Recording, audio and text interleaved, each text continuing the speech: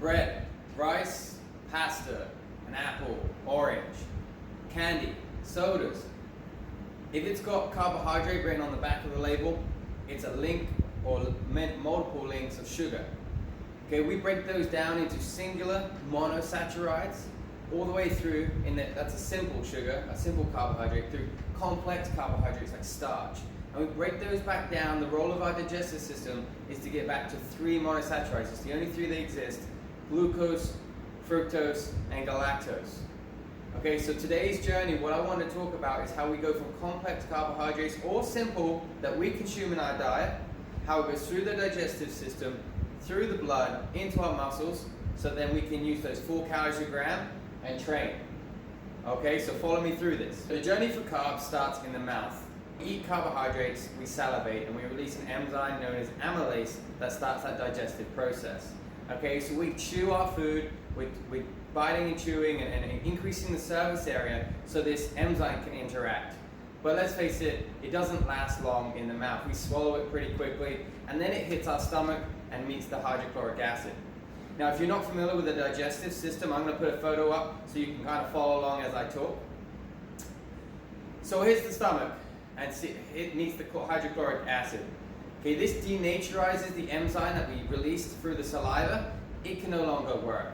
Okay, but we're getting this mechanical churning action to the stomach that's breaking this food down more and more, and then it's going to be pushed to the small intestines where it's going to encounter more enzymes. So this is where the pancreas has a role. It releases another amylase from the pancreas known as pancreatic amylase. Okay, that's going to break down those starch long sugar molecules into disaccharides, just 2 links of sugar.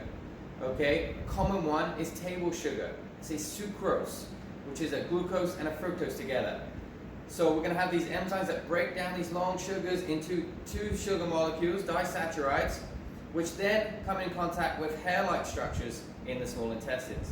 These hair-like structures are known as villi or microvilli, and they surround the intestinal wall. And they have enzymes on them known as brush border disaccharides. Okay, so these enzymes encounter the disaccharides and they break them into the monosaccharides: glucose, fructose, or galactose. Okay, so at this point they're in the small intestine, in the duodenum of the small intestine, and they are now ready for absorption.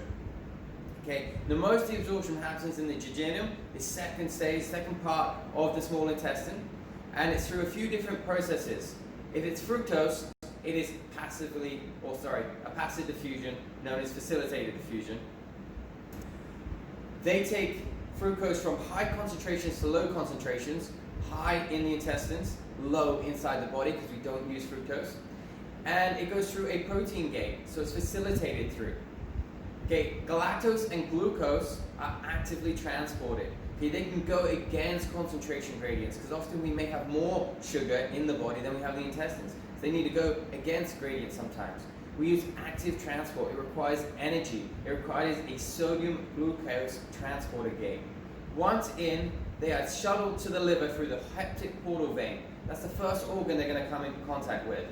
The liver then converts fructose and galactose into glucose, and then we can decide, does it want to store it as glycogen, the storage form of glucose in the human body, or release it into the blood, and then other cells can uptake it. And that's when we talk about how we get to the muscle. It's going to be released into the blood and increase blood sugar.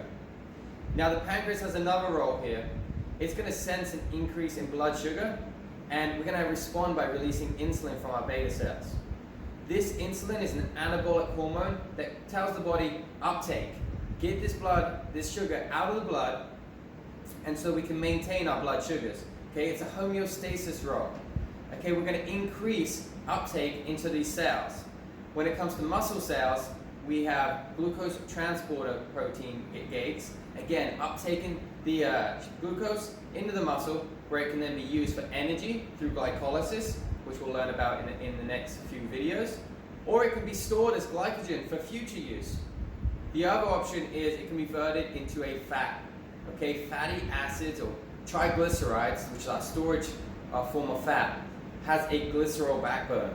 Okay, so it's a sugar backbone, sugar alcohol backbone where fatty acids connect to, that we store fat. So the increase in carbohydrates, if we've already filled our glycogen stores, will then convert into fat or allow the manufacturing of fat to happen. Okay, this is often what we see when we have very high carbohydrate diets and you don't have the lifestyle that needs those, the athletic, high movement lifestyles that carbs are required. You'll get an increase in fat body composition because we're going to store that fat because we've filled our carb stores, and now what else can we do with that energy? We start storing it in other forms. So that's how carbs go from plate to muscle, and then we can use them for training. In future videos, I'm going to talk about glycolysis, how we use that energy that we just put in there with carbohydrates, the breakdown of glucose glycolysis, and how we can use that for energy, and again, in the training. So if you like this video, please like it, thumbs up, or maybe someone else that you know needs to hear this information. Share it with them, tag them, and we'll have some good discussions in the comments below. Thanks.